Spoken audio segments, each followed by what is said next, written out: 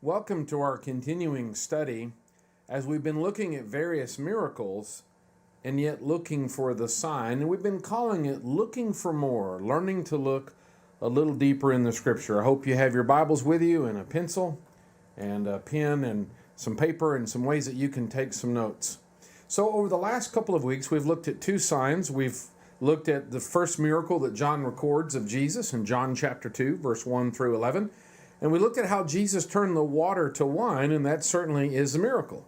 But then we asked the question, as John said in verse 11, this is the first of Jesus' signs. So we said, well, the miracle's water to wine. What's the sign? What should we learn from this? What more could we see? And we drew at least a few conclusions, one of which is that no matter how stained we may be, that Jesus can cleanse us and is more than willing to cleanse us from every stain. Then we looked at a second miracle in Mark chapter 8, the first 10 verses or so, where Jesus feeds a multitude of people with just a very few amount of loaves. And we ask ourselves, so the sign is feeding this huge crowd of 4,000 men plus with just a handful of bread. That certainly is a miracle. No matter how you spread that peanut butter, you're not going to get all the bread covered there, are you? So that's the miracle. But then we ask, well, what is the sign? What more could we see in what Jesus did? And we noticed how that where the disciples had said in one case, send the crowd away, in the second feeding of a multitude, they said, where can anyone find bread to feed anyone like this?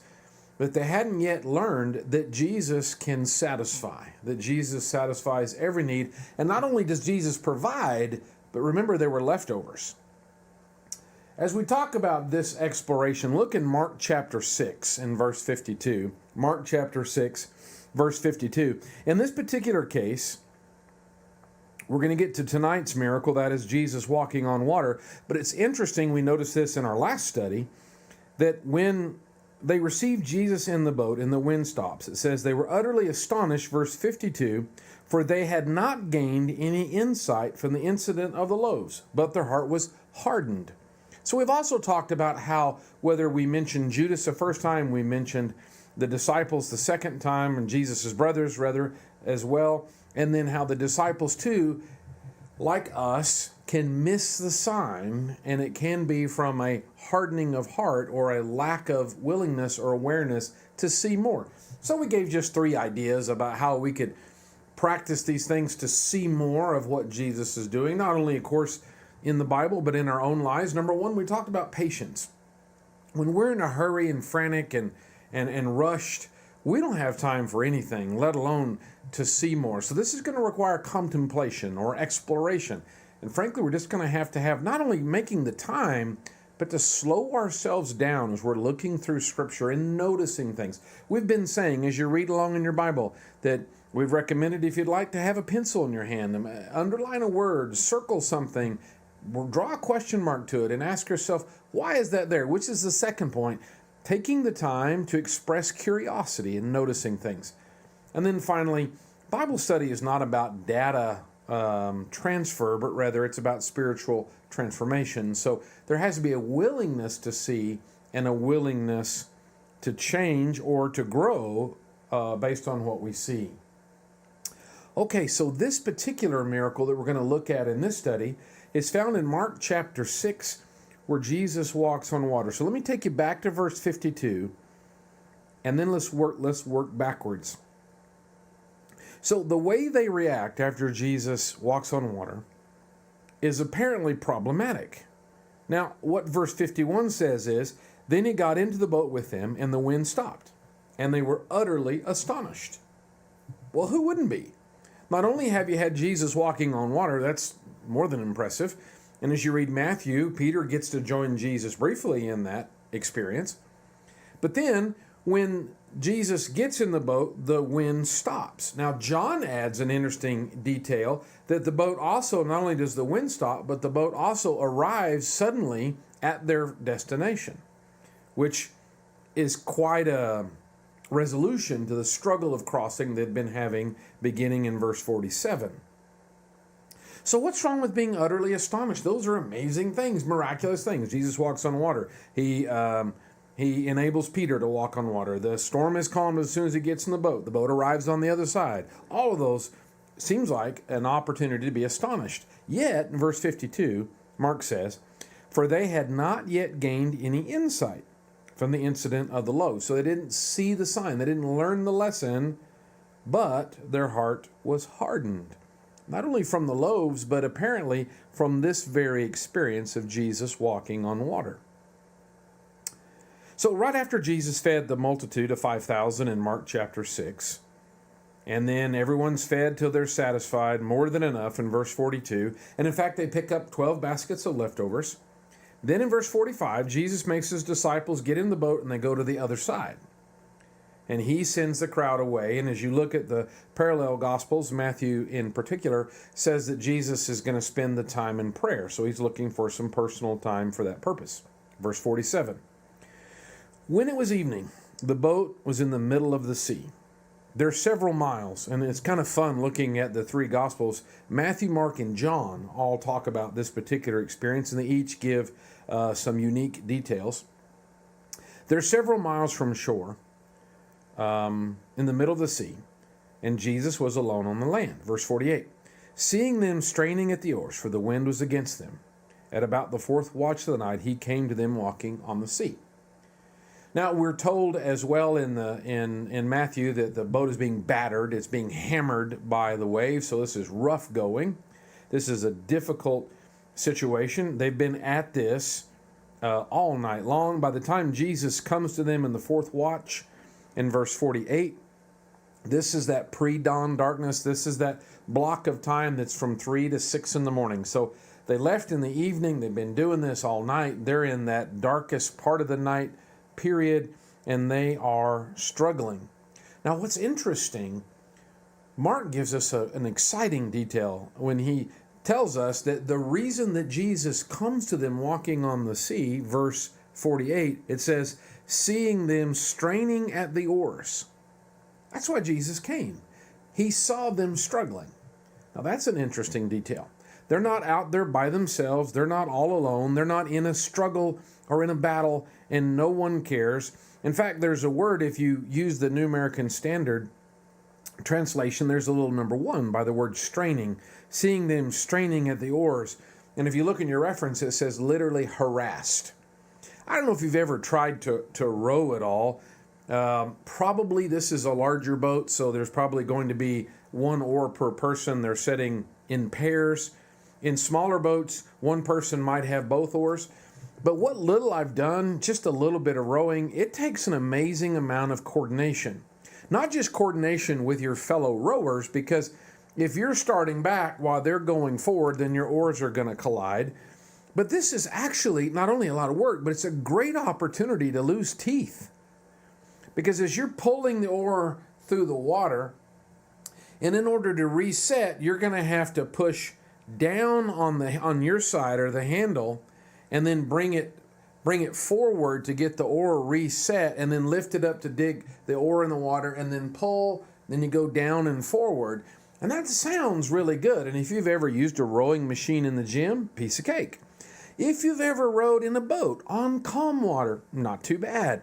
But if you're in a storm and the boat is rolling and pitching and there are waves passing, this is a great way to lose teeth, even for experienced oarmen. And remember, 4 of these guys are professional fishermen, which means 8 of them are probably next to useless, right? They're not real familiar with this practice. So if the boat's moving and pitching and waves are coming, then as you pull on that oar and you got your feet braced, your back's into it, you're giving it all you got, as soon as you go down with it to pull the oar out of the water and you start forward, you don't have any weight on the oar. In other words, you're not straining with your body weight with it through the water. It's pretty stable when you're pulling hard like that.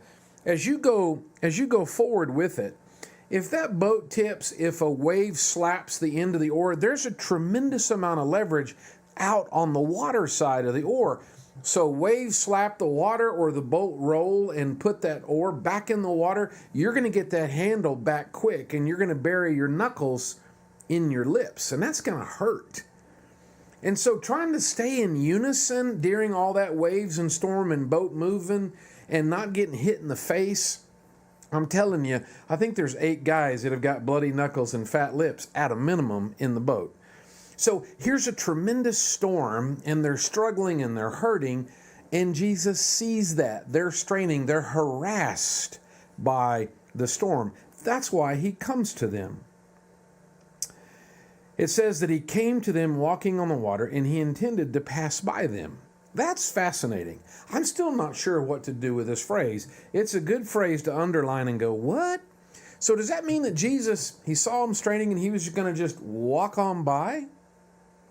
Was it because he was going to greet them when they arrive at the other place? Was he going to just wave and say, you're doing great, y'all keep it up? I'm not really sure what all Jesus had in mind, but it's an intention that is never fulfilled because, and of course Jesus would have known that. So he's going to walk by him. Verse 49, when they saw him walking on the sea, they supposed that it was a ghost, and they cried out because they all saw him and they were terrified. So they're already bloody lip and all and fighting the storm. It's dark. How did they see Jesus? There's several possibilities. You can have a storm with very little cloud cover, so it could be that there's moonlight or starlight and you see a silhouette coming on the water. That's possible. It could be that it is a storm and there's often lightning associated with such a storm, and so maybe they're seeing this image out on the water just in the flashes of light, and then it goes dark and then flash and it's closer and then dark and it's even closer. That would be disturbing. And it could be that Jesus is allowing them to see him. He certainly has. If he has the power to walk on water, he can certainly have the power of luminescence if that's his choice. What's interesting is when the disciples see Jesus, they're afraid. They think he's a ghost. It's an unusual circumstance. Verse 50 to continue, for they all saw him and were terrified. But immediately he spoke with them and said, take courage, it is I, do not be afraid. So Jesus comes because they're being harassed and are straining. That's why he comes to them. And then when they have a reaction of fear, he encourages them. Now, right here, Matthew will tell us in chapter 14 that this is where Peter says, if it's really you, tell me to come to you on the water. And Jesus says, come. Peter gets out. He sees the water begins to sink. He cries out, Lord, save me. Jesus rescues him. And then we pick up where we were in verse 50 when he says why that they shouldn't be afraid. Verse 51, then he got into the boat with them, and the wind stopped, and they were utterly astonished. What a miracle. What an incredible collection of miracles, series of miracles, because Jesus sees them in conditions that it's unlikely that the average person could have seen. I don't know the weather conditions, but Jesus sees them straining. He sees them harassed, so he goes to them because that's what he does. He goes to them, and when they're afraid, he encourages them because that's what he does. And then when Jesus gets in the boat, he calms the storm. They're no longer harassed. They're no longer straining. They finally have peace. And as John tells us, they're even at their final destination. What an amazing miracle. But what's the sign? What should be learned?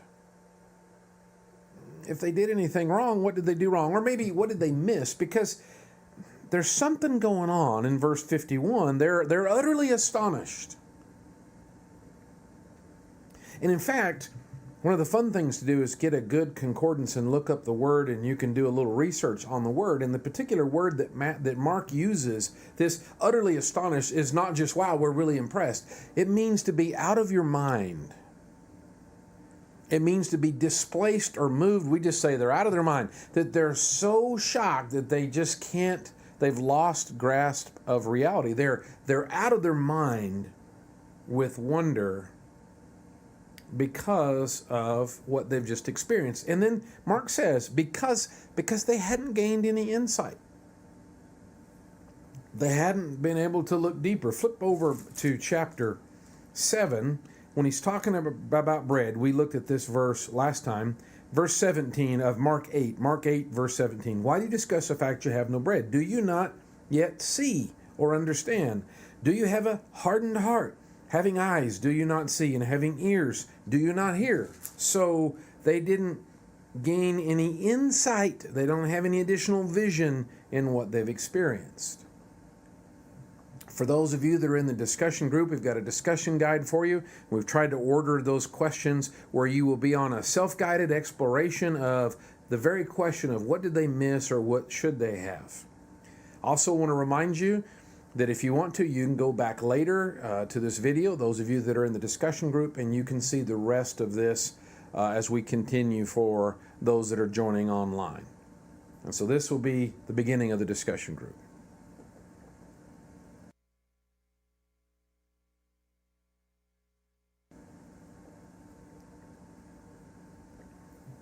Okay, there's something going on. There's something important that they're missing. So the key seems to be, or the hint, the flag, that's probably a better word, what's flagged for us is verse 51 and 52. So they're utterly astonished. That's not entirely positive. It's one thing to be, wow, this is amazing, Jesus is incredible. That's always appropriate. But it's the idea, and you can see the way it's counterbalanced with verse 52, that there must be something negative about verse 51 for verse 52 to talk about a hardening of the heart or suggesting that that's a problem. So being utterly astonished when you look at the word, and that's one of those things you can underline and go, what's wrong with that? Well, then research, look up the word being used in concordance and go, oh, wow, to be out of your mind, to be driven out of your mind by amazement, yeah, I could see where that might be negative. What should they have learned from the loaves? Okay, so last week we drilled into that particular miracle and looked for more, and we realized that if nothing else, they could have at least understood that Jesus satisfies, because in both cases, people were hungry and there was no solution. In one case, the disciples were ready to run the folks off. In another case, they tell Jesus, hey, there's just no one can do this. And they're with Jesus. And we already noticed at the very beginning of chapter 6, or at least early in chapter 6 and verse 8, that he sent them out with no bread in the first place when they went out as pairs doing what we call the limited commission. So somewhere along the way, they could have concluded that Jesus can satisfy, because in both cases, the gospel writers talk about everyone ate and was satisfied, and there were leftovers. So we could at least bring that now to this text, that at a bare minimum, there should have been the idea that Jesus can provide and that he can satisfy. So getting into it, going for the exploration, let's back up to verse 47. Okay, so the boat's in the middle of the sea. They're harassed, they're straining, they're struggling, okay. He's coming in the dark of the night, okay. Verse 49, but when they saw him walking on the sea, they supposed that it was a ghost, and they cried out, for they all saw him and were terrified. And Jesus says, take courage. They need courage. Why are they terrified?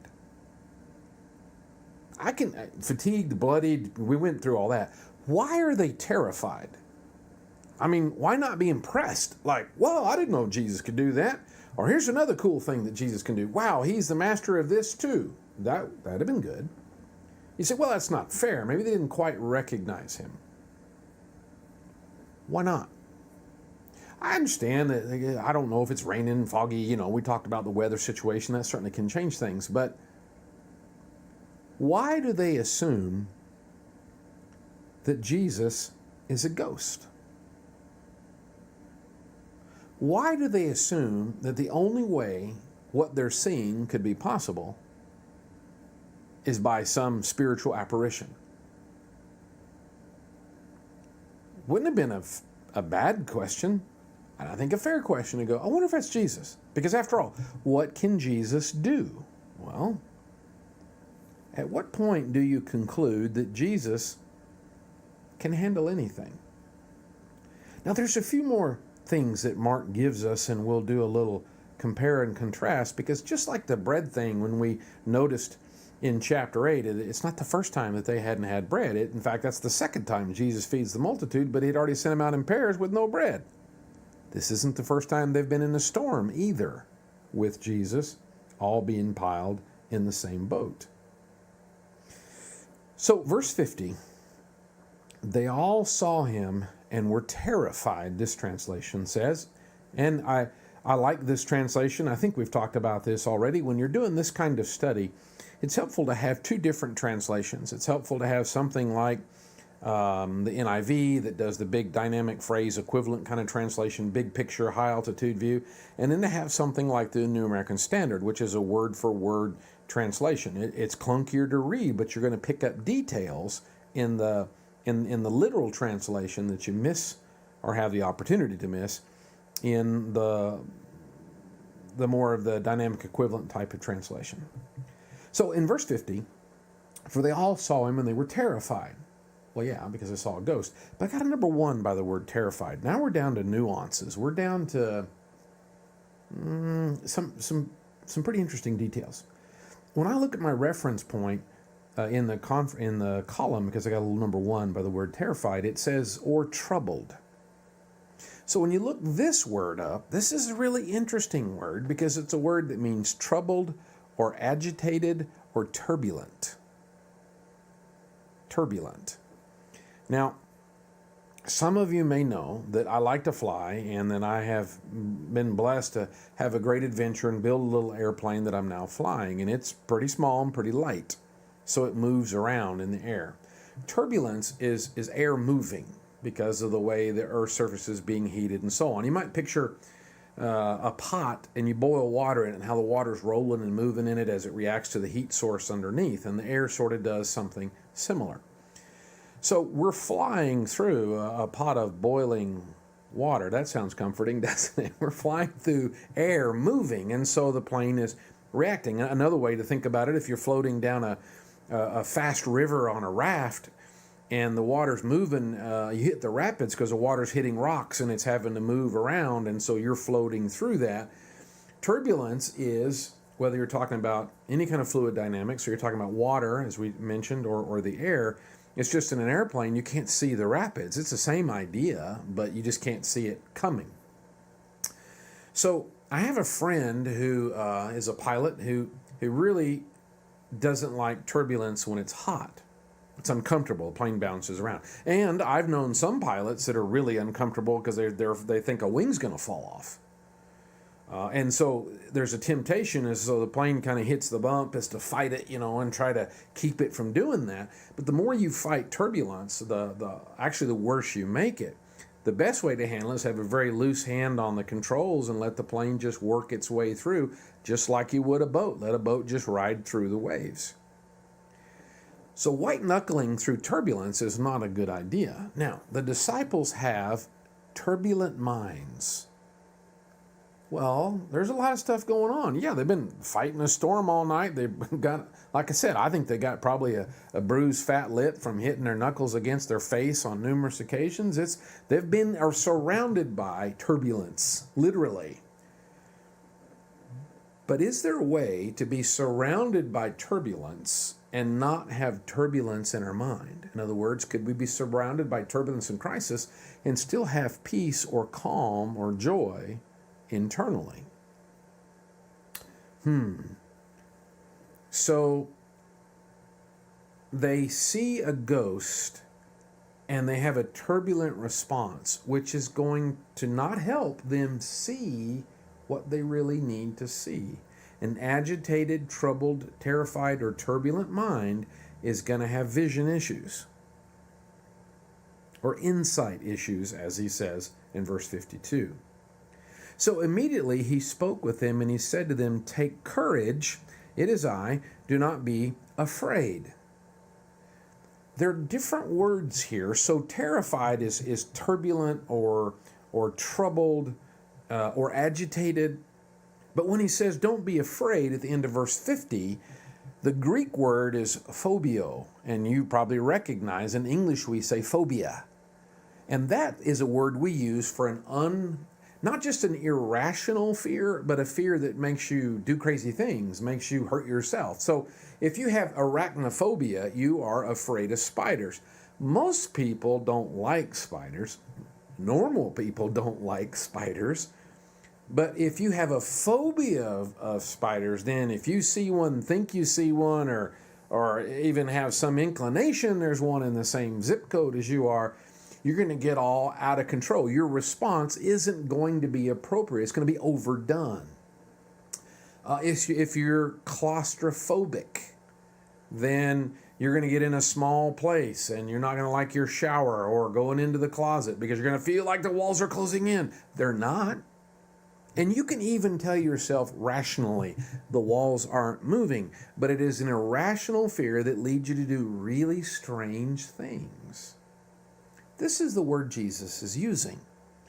They're turbulent, they're agitated, and they're troubled, and that's why the only conclusion they could come to is it must be a ghost, which, no, it's Jesus. A ghost you run off or run away from, and that's why Jesus says to take courage. So the suggestion is then, you put this together, that Jesus is coming and they think he's a ghost. Well, if you're fighting and struggling through a storm and then you see what you think is a ghost, what are you going to do? Row faster, right? You're going to run away from it. But it's Jesus who's coming to you because you're straining and harassed. He's coming to you for the rescue, so you need to go to him. But your phobia is going to drive you away from him. It means to run away with fear, like a horse does that panics, it bolts. And horses will run through objects and will literally injure themselves and worse because they're not thinking, they're just going to run. And we run away from the very one we need. Here they are rowing faster, potentially away from Jesus, when they need to at least stop, if not turn around and row toward him. This isn't the first time they've been in a storm with Jesus. So let's flip back to Mark chapter 4. Mark chapter 4. There's going to be some more of these interesting words to notice. It's another example of turbulence, or the difference that turbulent minds make to our faith and how it hinders the growth of our faith. So Mark chapter 4, verse 35. On that day, when evening came, he said to them, "Let us go to the other side." So leaving the crowd, they took him along. And that's a good thing. They took him along with them in the boat, just as he was. And the other boats were with him. Now let's just stop. Let me read that sentence again. I know it's clunky, and this is where a dynamic equivalent translation will kind of smooth it out for us, because it's kind of like there's a pothole here. But this is the way he wrote it, which means there's a reason, and it's interesting. So they left the crowd. They took him, so talking about Jesus, they took him along with them in the boat just as he was. What, he was going to be something different? I mean, is he going to stop and fix his hair, or I mean, get some boat shoes? I mean, Mark stresses that the person that gets in the boat with the disciples is 100% authentic, everyday Jesus. It's a peculiar phrase, but it's an intensifying phrase that magnifies the idea they took Jesus. Who? Jesus. You know, Jesus. Yeah, Jesus, like Jesus. That's who they took. There's an emphasis on that. Verse 37. And there arose a fierce gale of wind. Like the second time, this is no small thing. This is a real storm. There arose a fierce gale of wind, and the waves were breaking over the boat so much that the boat was already filling up. This is bad. You've heard the old expression, it's okay to have the boat in the water, but it's really not okay to have water in the boat. And that's what's happening. It's serious enough that it seems that even our professional fishermen are participating in the concern. Certainly Matthew, the tax collector, he's got to be a landlubber. He's hanging over the side feeding the fish, probably pretty early on. But this is serious. It's a fierce storm, and the boat's sinking. This is the days before life jackets and lifeboats and boats that have positive flotation, so even if they fill up, they'll still float. No, they're going to die. They're going to drown. Meanwhile, verse 38, Jesus himself, wait a minute. Well, who else would you talk? See, it's the same kind of thing. Just as he was, and then Jesus himself. There's an emphasis and a contrast between the disciples and Jesus. Jesus himself was in the stern. For you landlubbers, that's the back of the boat, asleep on the cushion. And they woke him, and they said to him, "Teacher, do you not care that we're perishing?" Well, obviously not, because he's not doing anything about it. Verse 39, and he got up and he rebuked the wind. That's a fun word. That's a word that means when you correct or give orders to someone, but it's something you do. You use the word rebuke when a person in power speaks to someone lesser. It's a little tiny detail, but it's beautiful that when Jesus talks to the very fierce storm that's going to literally kill them all, he's talking to a lesser. What is impossible for them, what is driving their fear, is lesser than Jesus. He is master over the storm. He uses the word and then, of course, uses the tone and, of course, proves it. He rebuked the wind and he said to the sea, "Hush, be still." I was kind of thinking he was going to say, like, "All right, waves, you need to do this," and wind do that. He just said, "Hush, be still." You have a lot of power when you don't have to give the formulas and explain. You just tell it to do what you want. And the wind died down, and it became perfectly calm. And he said to them, "Why are you afraid? Do you still have no faith?" They became very much afraid, and they said to one another, "Who then is this, that even the wind and the sea obey him?" Oh, it's, Jesus himself, just as he was, just as he is.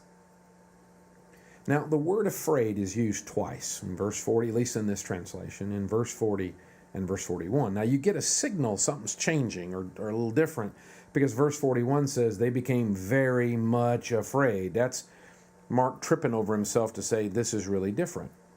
Well, once again, when I go back to verse 40 and I look at the word afraid, I have a little number there, and I go back and look at my reference, and it says, or cowardly. This isn't the word for phobia. This isn't the running out of your mind with fear, stampeding to your own personal destruction. This is a word, you can translate it cowardly, you can translate it timid. It's a word that means to lean back.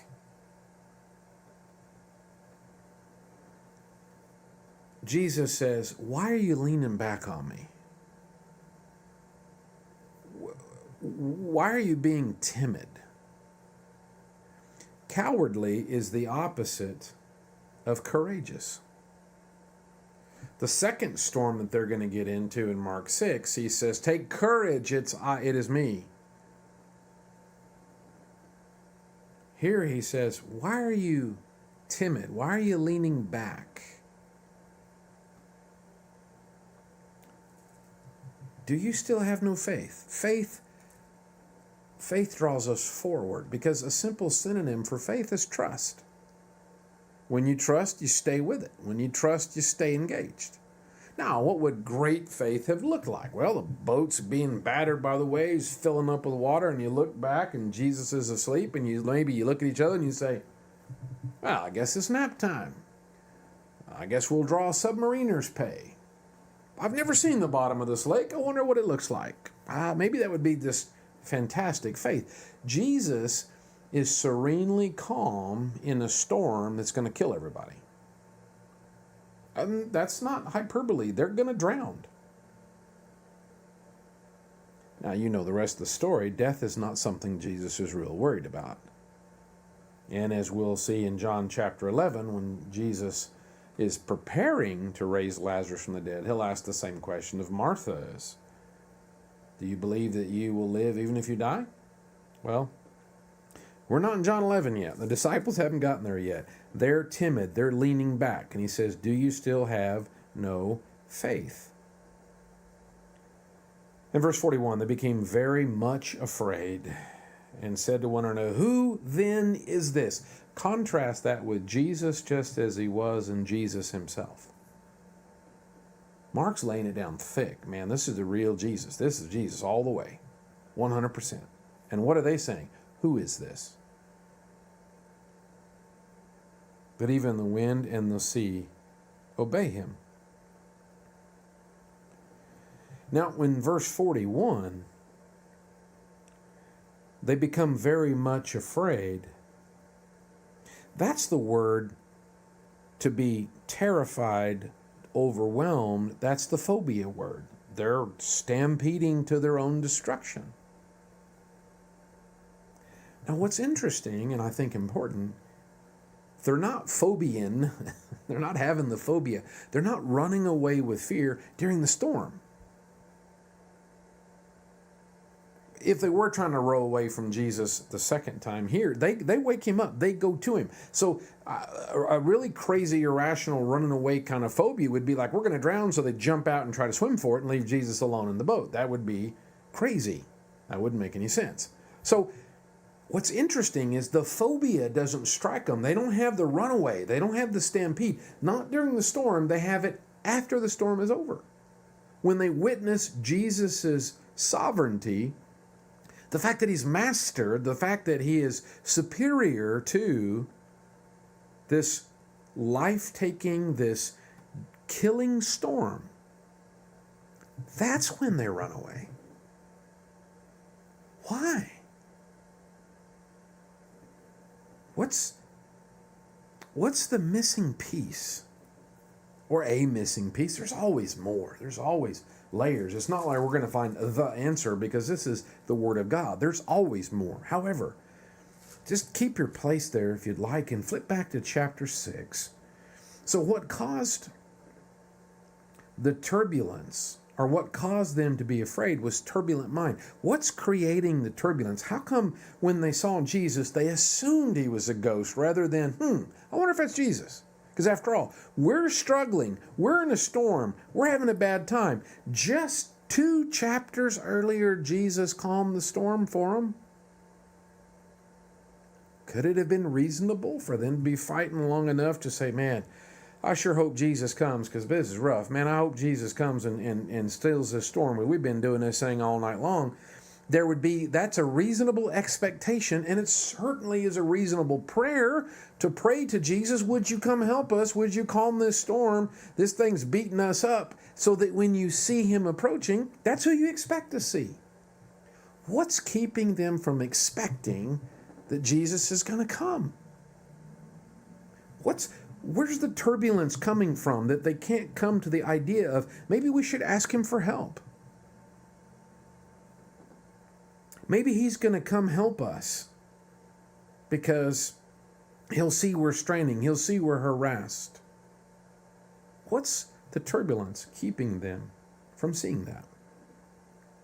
Well, verse 52 of chapter 6 suggests that it's a similar turbulence or a consistent turbulence that has caused them to have a hard time understanding or learning from the bread, and it's hardening, or at least they're at great risk of their hearts being hardened. What is it? Go back to chapter 4. Maybe this is part of it. It's a fierce storm. The boat is sinking. They're going to die. Those are the facts. Okay? Verse 38, you turn around and you look in the back of the boat. Jesus is asleep. Those are the facts. Those are just facts. Storm, boat sinking, Jesus asleep. Now, what does it mean? What would be the proper conclusion from those facts? Here's what they concluded. They woke him up and they said, Teacher, do you not what? What's the question? They didn't say, can you not still this storm? That's not what they said. They didn't say, can you please calm this storm? That's not what they said. Teacher, do you not care that we're going to die, that we're perishing? Do you not care? Jesus, you don't care about me? Friends, this is one of the greatest crowbars that Satan uses to pry us loose from Jesus, to cause us to run away with fear and self-damage into self-destruction, to row away from Jesus into the heart of the storm instead of like Peter, getting out of the boat and going to leave the boat alone. Don't even try turning around. Just get out of it, bail out, and walk to him in the storm. So what if there's a storm? That's where Jesus is. Peter is different, and perhaps he's the exception in the disciples' response because there's something he believes. When they woke up Jesus, their number one concern is, you don't care. Their conclusion of the facts, killing storm, boat filling up, Jesus asleep, therefore, he doesn't care. When you begin to doubt whether or not Jesus cares for you is when your faith begins to atrophy. It begins to wane, to dwindle, to become less, to not be enough. But what does Mark say? He got in the boat with them, just as he was. And he himself rebukes the storm. Perhaps we could learn from the bread and from the storm two things. Perhaps it's the same thing said two slightly different words. Number one, Jesus truly satisfies. And maybe that's the what. Maybe the why is because Jesus cares. Whatever storms are going on in our lives, and there are several, whatever the storm is, it's not because he doesn't care, but quite the opposite. In fact, the Hebrew writer will plainly say that he disciplines us because he loves us. And he draws the conclusion. He says, what father would not discipline his children who love them? So Jesus walks on the water. That's the miracle. It's incredible. And there's a couple of other associated miracles. He also stills the storm when he concludes his stroll, and the boat arrives at its destination instantly and miraculously. So there's actually some compound miracles here. But what is the lesson? Jesus cares. If we believe that, this is what nourishes our faith, and this is what grows our assurance in our relationship with him. There's always more. We could go back over this. There's still words to notice. There's connections and nuances. There's lessons. There's always more. But at least this is a sample about how we can look at a miracle and keep growing beyond. The next one that we'll look at is one of the most interesting in that Jesus acts in a most unexpected way. He just doesn't respond, at least the way we would anticipate him to. It's a really interesting study. So I encourage you, that's going to be Mark chapter 7, verse 24 through 30. She's only identified as a Syrophoenician woman, and she's going to ask Jesus to heal her daughter. And that whole conversation with Jesus, the woman, and the disciples is interesting. We'll be looking at words and nuances, connections and ideas. So bring your pencil and join us as we look for more in the miracles of Jesus.